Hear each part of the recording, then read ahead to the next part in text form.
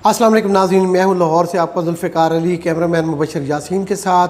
जून की है आज 22 तारीख और देसी महीने हार की है आज 8 तारीख।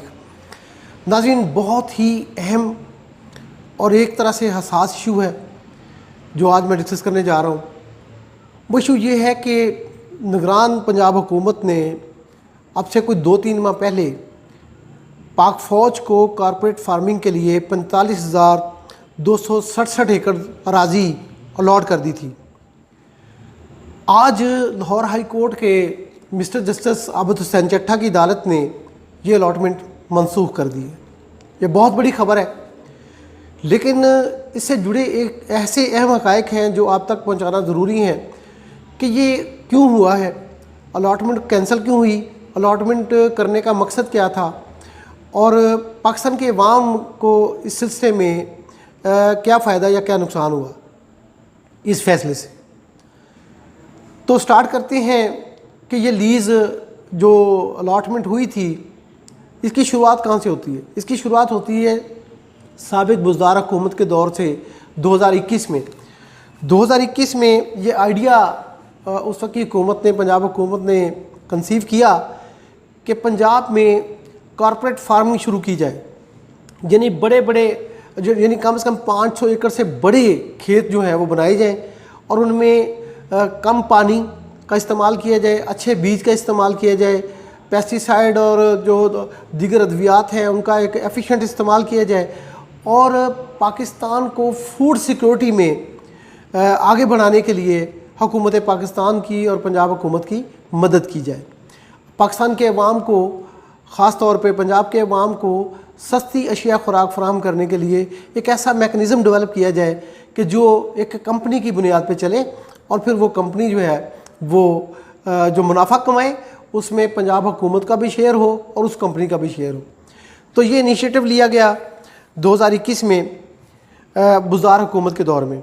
इस सिलसिले में एक समरी जारी की गई जो पंजाब हुकूमत का बोर्ड ऑफ रेवेन्यू डिपार्टमेंट है, उसके कानूनी डिपार्टमेंट ने एक समरी इनिशिएट की 25 जून 2021 को, यानी 25 जून आने वाला है। तो आप समझिए कि तकरीबन 2 साल पहले सूबाई कबीना का उसके बाद एक इजलास हुआ, उसमें ये समरी पेश की गई और उस समरी में ये ब्रीफिंग दी गई उस वक्त के senior member board of revenue की जानिब से कि ये अंडर सी पैक, यानी जो चाइना पाकिस्तान इकनॉमिक कॉरिडोर है उसके अंडर ये हम एक प्रोजेक्ट जो है वो आगे बढ़ा रहे हैं कॉरपोरेट फार्मिंग का, कॉरपोरेट एग्रीकल्चर फार्मिंग का। तो उन्होंने कहा कि ये बंजर अराजी जो होगी वो लीज़ पे दी जाएगी। लीज़ पे अगर लेने वाले 2 होंगे या 2 से ज़्यादा होंगे तो उनके दरमियान एक कंपटीशन कराया जाएगा, ऑक्शन की जाएगी उस ज़मीन की और जो ज़्यादा बोली देगा उसको वो ज़मीन अलॉट कर दी जाएगी और वो उस ज़मीन से जो मुनाफा होगा वो पंजाब हुकूमत को वो जो लीज़ी होगा, जो ये ज़मीन लेगा वो उसके साथ शेयर करेगा। तो मकसद क्या था इसका, इस सारी जो कॉरपोरेट एग्रीकल्चर फार्मिंग था उसमें जो मकासद लिखे गए हैं उस समरी में कि दरामदात का मुतबादल होगा। मसलन दालें हमें इंपोर्ट करनी पड़ती हैं तो वो दालें उगाएंगे, गंदम इंपोर्ट करनी है तो गंदम उगाएंगे, कॉटन इंपोर्ट करनी पड़ती है तो कॉटन को आगे बढ़ाया जाएगा, उसकी फसल की जो एग्रीकल्चर है उसकी कल्टीवेशन है वो बढ़ाई जाएगी। तो इस तरह से उन्होंने कहा कि जो इसमें 100% या तो फ़ॉरेन होगा, फ़ॉरेन इन्वेस्टमेंट के लिए, असल में सी पैक का मकसद था कि फ़ॉरेन इन्वेस्टमेंट आएगी, या तो फॉरेनर होगा वो 100% फ़ॉरेन इन्वेस्टमेंट लाएगा या लोकल होगा या फिर ये दोनों मिलकर जॉइंट वेंचर करेंगे। लेकिन फॉरेनर के लिए ये शर्त लगाई गई थी कि वो पाकिस्तान में कम से कम एक कंपनी जो जिसके साथ ये ज़मीन जो लेगी वो पाकिस्तान में एक कंपनी रजिस्टर्ड कराएगी कंपनी ऑर्डिनेंस 1984 के तहत। और फिर दूसरा ये था कि ये ज़मीन जो होगी G2G यानी गवर्नमेंट टू गवर्नमेंट ट्रांसफ़र होगी। अगर चाइना हुकूमत, मसला ये था कि अगर चीनी हुकूमत आती है तो फिर चीनी हुकूमत को ही ये ज़मीन लीज़ पे दी जाएगी, अलॉटमेंट नहीं होगी। तो उनमें से ये होगा कि उस कंपनी के ऊपर यह भी शर्त होगी कि उसका पाकिस्तान में कम से कम एक जॉइंट वेंचर प्रोजेक्ट हो, यानी पाकिस्तान में एक JV हो कि पाकिस्तान की कंपनी और वह चाइना की कंपनी या किसी और मुल्क की फ़ॉरेन कंपनी मिलके कोई मुश्तरका प्रोजेक्ट चला रही हो। तो ये थी उस समरी की जो 2021 में पेश की गई, ये थी उसकी स्टेटमेंट ऑफ कंडीशंस। अब इसका आगे चल के क्या हुआ वो मैं आपको बताता हूँ कि जो स्टैंडिंग कमेटी थी इसकी बुज़दार गवर्नमेंट की, ये उसके हवाले कर दिया गया ये सारा। और उस स्टैंडिंग कमेटी ने 30/9/2021 को ये मंजूरी दी कि SMBR की ब्रीफिंग के बाद कि ठीक है, ये इसमें सिर्फ बंजर ज़मीन शामिल होगी, बंजर ज़मीन पे ये बनाई जाएगी, ये कारपेट फार्मिंग होगी, और काबीना की एक स्पेशल कमेटी जो है वो इसको मंजूर करेगी, तो फिर हम इस समरी की मंजूरी देते हैं। कंडीशनल मंजूरी दी गई। तो उस काबीना का जो वज़ार हुकूमत ने जो वजारती कमेटी बनाई, उसमें वजारत कानून, वज़ीर कानून, वज़ीर ज़राअत, वज़ीर ख़जाना, लाइफ स्टॉक, SMBR और सेक्रेटरी इन डिपार्टमेंट के शामिल थे। अब इस सिलसिले में एक इजलास हुआ 14 अक्टूबर 2022 को, और उसमें ये जो है वो मंजूरी लेना थी इस बात की, जो समरी SMBR ने इनिशिएट की थी उसकी। तो हाज़री शीट तो मौजूद है, लेकिन इस इजलास का जो 14 अक्टूबर 2022 को हुआ, इसके कोई मिनट्स मौजूद नहीं है, यानी कहीं पे इसके मिनट्स का वजूद नहीं है कि उसमें क्या कार्रवाई उसने किसने मंजूरी दी। और जो हाज़री शीट मेरे पास जिसका डॉक्यूमेंट है, वो ये बता रही है कि उस वक्त के वज़ीर ख़जाना मोहसिन लगारी ने सिर्फ उसमें शिरकत की, ना उसमें राजा बशारत गए, ना कोई और वज़ीर गया, ना लाइफ स्टॉक वाले गए, ना एग्रीकल्चर वाले गए।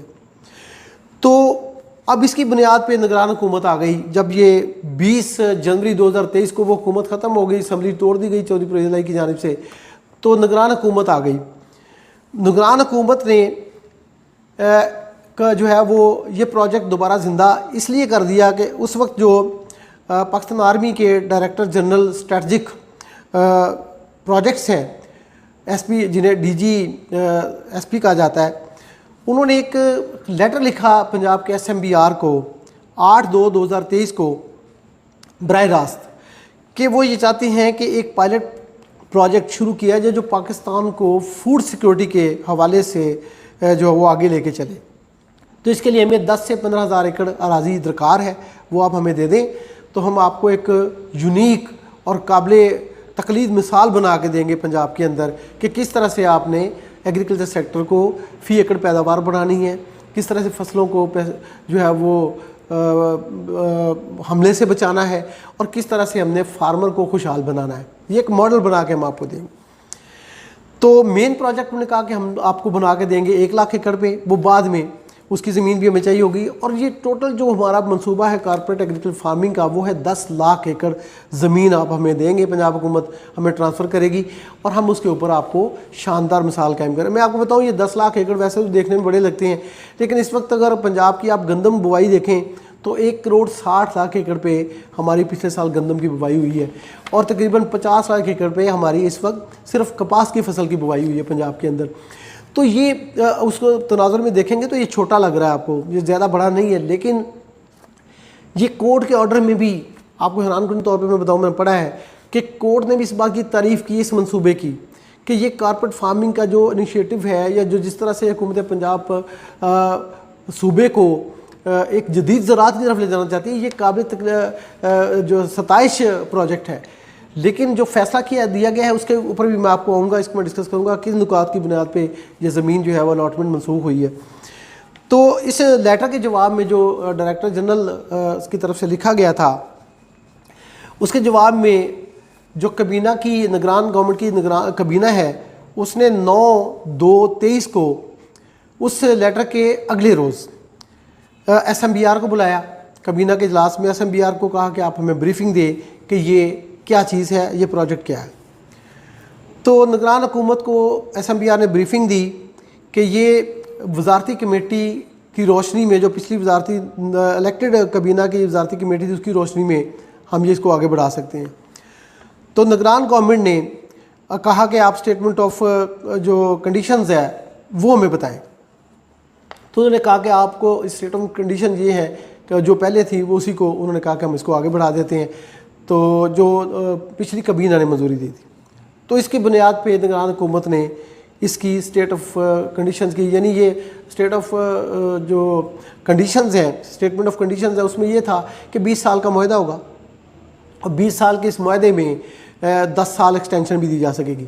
और जो डायरेक्टर जनरल स्ट्रेटेजिक प्रोजेक्ट ने जो प्रपोज़ल दी थी, उसमें ये कहा गया था कि कम से कम 20% जो मुनाफे का होगा वो हम R&D में, रिसर्च एंड डेवलपमेंट में लगाएंगे और बाकी जो पैसे बचेंगे मुनाफे के वो 50-50 होगा, यानी 50% पंजाब हुकूमत का शेयर होगा उस मुनाफे में और 50% जो होगा वो शेयर होगा पाकिस्तान आर्मी का।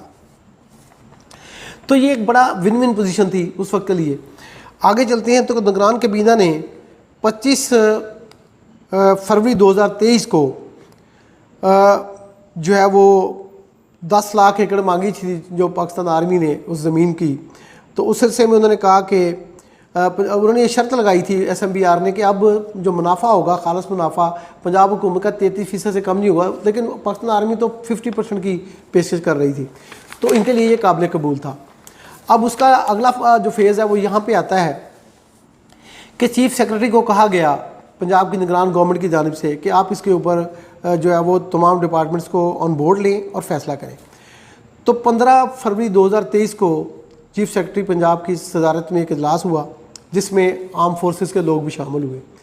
तो उन्होंने कहा कि 12,221 एकड़ ज़िला साहिवाल, खुशाब, DG खान, मुजफ्फरगढ़ और लिया में हमें दे दें और बाकी 84,350 एकड़ जो है वो दीगर पंजाब के 13 अजला में हम डिमांड करते हैं हमें दें एग्रीकल्चरल कारपेट फार्मिंग के प्रोजेक्ट के लिए।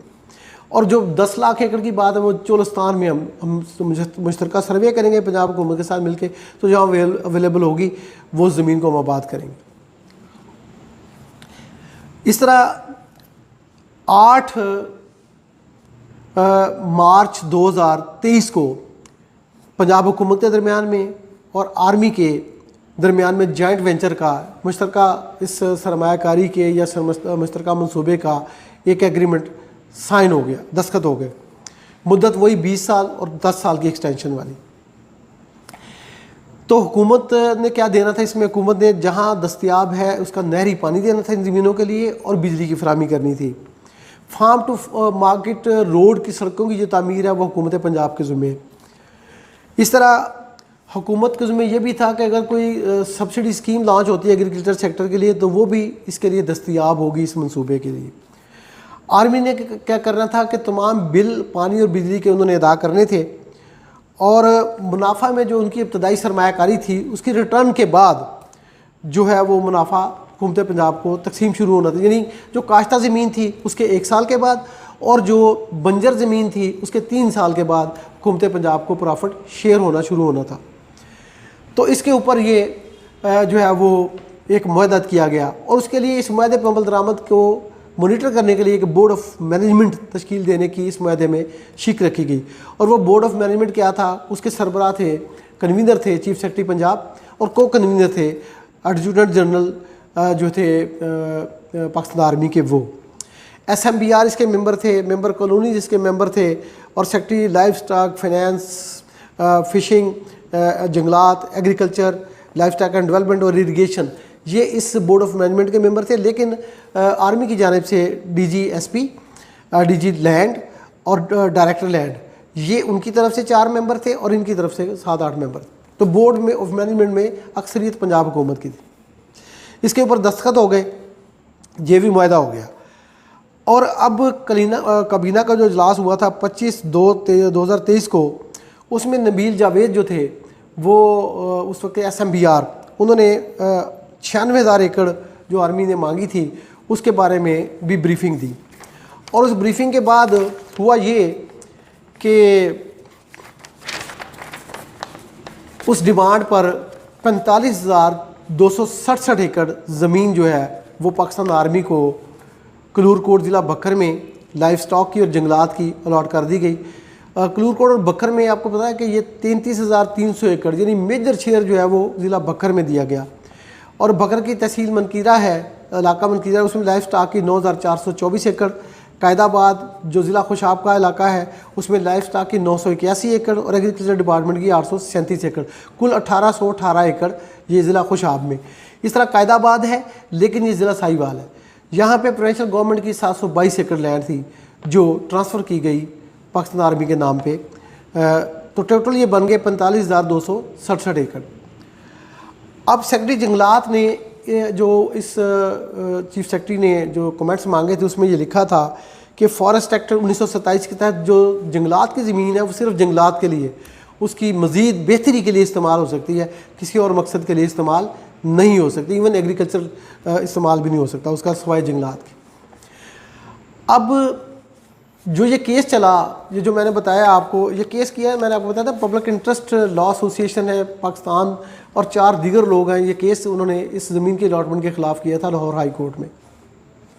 इसमें फेडरेशन ऑफ पाकिस्तान को जो है वो पार्टी बनाया गया था। अब वो इस कोर्ट की प्रोसीडिंग के दौरान ये बात सामने आई, पाकिस्तान आर्मी का जो air marshal Asghar Khan case है उसके अंदर से हवाला दिया गया कि ये जो जिन लोगों ने चैलेंज किया था इस ज़मीन की अलॉटमेंट को, उन्होंने कहा कि पाकिस्तान आर्मी का आर्टिकल 245(1) के तहत ये किरदार है कि वो दिफा पाकिस्तान करेंगी, यानी पाकिस्तान को किसी भी बैरूनी हमले से बचाएंगी। और दूसरा है आर्टिकल 243, उसके तहत हुकूमत पाकिस्तान या हुकूमत के मांगने की मदद मांगने पे पाकिस्तान के इंटरनल की जगह पे, यानी इंटरनल मामलात में अगर कोई दहशतगर्दी का मामला, इस तरह से पाक फ़ौज बहुत अहम रोल प्ले कर रही है, तो वो ये उनको मदद करेंगे। लेकिन पाकिस्तान की हुकूमत का ये मैंडेट आर्मी के एक्ट में नहीं है कि वो ये करेंगे। इस पे असिस्टेंट जो एडवोकेट जनरल पंजाब थे, उन्होंने आर्गूमेंट ये किया कि जिन लोगों ने इस ज़मीन की ट्रांसफ़र को चैलेंज किया है वो दरअसल कराची की एक NGO है और दूसरे वो वकील हैं, तो ये तो जो है अग्रीव्ड पार्टी ही नहीं है, तो ये मेंटेनेबल ये पटिशन है ही नहीं, तो अदालत इस पटिशन को ले ही ना। लेकिन अदालत ने जो है वो इस पटिशन, इस ख्याल को या इस आर्गूमेंट को मुस्तरद किया और आर्टिकल 199(1) के तहत इस पटिशन को काबिल समाअत करार देकर इस पर हियरिंग की। अब हुआ जो है, फैसले में जो हुआ है वो आपसे शेयर कर लेता हूँ। एक तो ये कहा गया है कि निगरान हुकूमत का जो इलेक्शन एक्ट की सेक्शन 230 है उसका ये अलाटमेंट करना 45,267 एकड़, ये उसके इख्तियारात से तजावुज़ है, ये उसका मैंडेट कॉन्स्टिट्यूशन के मुताबिक नहीं है। और स्टेटमेंट ऑफ जो कंडीशंस पिछली निगरान कबीना से पहले की जो इलेक्टेड कबीना ने मंजूर की थी उसको उसमें तब्दील करना, यानी सिंगल सोर्स के तौर पर अलॉटमेंट की गई थी अकेली पार्टी को, उसमें कंपटीशन नहीं कराया गया था। जो पहली स्टेटमेंट ऑफ कंडीशन है उसमें अंदर कंपटीशन कहा गया था कि अगर एक पार्टी से जो होगी तो वो नहीं, और अगर एक दो या दो से ज़्यादा होंगी तो आपस में उनको जो है वो कंपटीशन करा के नीलाम किया जाएगा, तो नीलामी नहीं हुई।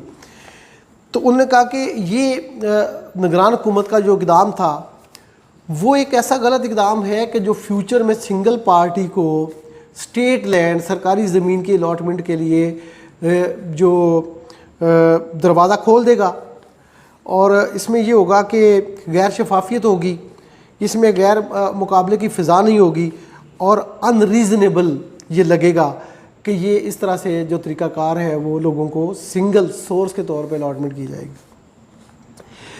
तो इस तमाम अलॉटमेंट को आज मिस्टर जस्टिस आबिद हुसैन चट्टा की अदालत ने मनसूख कर दिया है और 15 दिन का टाइम दिया है SMBR को, senior member board of revenue Punjab को, कि वो इस अदालती फ़ैसले पे अमल दरामद करने की रिपोर्ट लाहौर हाई कोर्ट के जो डिप्टी रजिस्ट्रार जुडिशल हैं उनको जमा कराएंगे। और साथ ही उन्होंने कहा है कि मुंतखब अगली हुकूमत जो भी आएगी वो साबिक़ हुकूमत की इस कॉर्पोरेट एग्रीकल्चर फार्मिंग की पॉलिसी को अपने गौर व गौस करने के बाद या अपनी तरीके से आगे बढ़ा सकेगी। लेकिन फ़िलहाल ये लीज़ मनसूख की जाती है। और दूसरा उन्होंने ये कहा है कि उन्होंने वफाकी हुकूमत की वजारत दफ़ा को और मज़ीद वजारतों को ये इस फ़ैसले की कापी भेजने का हुक्म दिया है, और साथ में ये कहा है कि वो अपने अपने डिपार्टमेंट्स में इस बात का जायज़ा लें कि इस किस्म के जो प्रोजेक्ट्स हैं वो कहाँ कहाँ पे हैं, उनकी हैसियत क्या है, और क्या वो कहीं आइन से मुतसादिम तो नहीं है, और क्या वो मुख्तलिफ़ इदारों का जो किरदार है उससे तजावज़ तो नहीं कर रहे। तो अदालत ने ये आज ये फ़ैसला दिया है। लेकिन इसमें मैं आपको बताऊं कि पाकिस्तान के अंदर बेशुमार एग्रीकल्चर ग्रोथ की गुंजाइश है। उस ग्रोथ में सिर्फ इस बात का अंदाज़ा लगाएं कि पाकिस्तान की जो गंदम की एग्रीकल्चरल फ़ी एकड़ पैदावार है वो 32 से 33 मन आ रही है, बल्कि एवरेज तो 31 मन है। पंजाब में इस साल 33 मन से ज़्यादा हुई थी। हालांकि पाकिस्तान में और पंजाब के मुख्तलिफ इलाकों में 65 से 70 मन की प्रोडक्शन भी ली जा रही है, लेकिन जो काश्तकार बेचारे गरीब हैं, जिनके पास उनके ऊपर इन्वेस्टमेंट करने के लिए पैसे नहीं होते, वो ये कर नहीं पाते। हुकूमत हालांकि 1000 अरब से ज़ायद का एग्रीकल्चर लोन देना चाह रही है, पिछले 900 से ज़ायद उन्हें दिया भी है। इसके बावजूद पाकिस्तान में एग्रीकल्चर लोन्स की जो गुंजाइश है वो लोग कहा जाता है, जो एक्सपर्ट्स हैं वो कहते हैं कि 3-4 हज़ार अरब रुपए की है। तो जब वो साहूकार से कर्ज़ा लेके बेचारा गरीब फार्मर काश्त करता है, तो उसकी फसल आने से पहले ही वो साहूकार उससे अपना सारा मुनाफा समेत वापस लेता है, और फिर उसके पास सिर्फ उतने दाने बचते हैं जो उसकी फैमिली के लिए साल भर के लिए उसका ज़िंदगी का जो सांस का रिश्ता है उसको बरकरार रखने के लिए। लेकिन अगर ये फैसला बढ़ जाता, अब मेरी इसमें टेक ये है कि इस कॉर्पोरेट फार्मिंग के इस प्रोजेक्ट तक क्या हुकूमत पाकिस्तान मुतलका कानून में और एक्ट में थोड़ी सी तरमीम नहीं कर सकती? ये भाई तजर्बा तो करने दिए ना। यानी अगर पाक फ़ौज के पास वो कहते हैं हमारे पास एक्सपर्ट ही है, हमारे पास इसको बेहतरीन का कॉर्पोरेट फार्मिंग का मॉडल बनाने का हमारे पास इंफ्रास्ट्रक्चर मौजूद है, तो देना चाहिए। लेकिन कानून के अंदर रह के इसमें गुंजाइश मौजूद है कि आप आर्मी एक्ट में थोड़ी सी तब्दीली करें और इस प्रोजेक्ट को वन टाइम के लिए एक अप्रूवल दे दें, और फिर देखें कि क्या होता है। अगर ये मिसाल बन गई तो पाकिस्तान को फूड सिक्योरिटी सबसे पहले चाहिए। पाकिस्तान एग्रीकल्चर मुल्क कहलाता है, और हम आप देखें कि फूड की आइटम, दालें तक, गंदम तक, चीनी तक इंपोर्ट करते हैं। और पाकिस्तान की धरती पे जो मीठा पानी है दरिया का, इंडस रिवर की ट्राइब्यूटरीज का जो हमारे पास है, चनाब, झेलम, 130 मिलियन एकड़ फीट पानी हमारे पास है, और हम एवरेजली 30-40 एकड़ मिलियन एकड़ फीट जो है समंदर में फेंक के ज़ाया करते हैं। अगर ये बेबाद 2.5 करोड़ एकड़ रकबा है जो बेबाद पड़ा है, अगर इसके ऊपर कॉर्पोरेट फार्मिंग ना सही, छोटी ज़मीनों पे सही, छोटे छोटे फार्म 500 एकड़ ना रखें, उसकी याद 100 एकड़ रख लें, तो इसकी अगर इनिशिएटिव लिया जाता है तो फिर मैं समझता हूँ कि पाकिस्तान आर्मी का ये जो एक पायलट प्रोजेक्ट है उसको भी लिया जाए और फिर देखा जाए कि क्या होता है। लेकिन इसका कोई कानूनी रास्ता निकालें। ये फ़ैसला, ये कॉर्पोरेट फार्मिंग इनिशिएटिव बुरा नहीं है, लेकिन कानून के अंदर रह के करना पड़ेगा, क्योंकि पाकिस्तान एक जमहूरी मुल्क है, आइन के तहत चलता है। और पाकिस्तान आर्मी के जो मौजूदा इस वक्त सरबराह हैं और जो पाकिस्तान आर्मी की लीडरशिप है मौजूदा, और उससे पहले भी उन्होंने बेशुमार मौके ऐसे आए कि वो मार्शल लॉ लगाते और कब्ज़ा करते, लेकिन उन्होंने ऐसा नहीं किया, इसलिए कि पाकिस्तान की जमहूरियत में ही वो पाकिस्तान को आगे बढ़ता देखते हैं, इसकी बका समझते हैं। आपका बहुत शुक्रिया, बहुत इंपॉर्टेंट इन्फॉर्मेशन है। इस वीडियो को आप गौर से सुनिएगा, देखिएगा, और हो सके तो मेरा चैनल को सब्सक्राइब कीजिएगा। आपका बहुत शुक्रिया।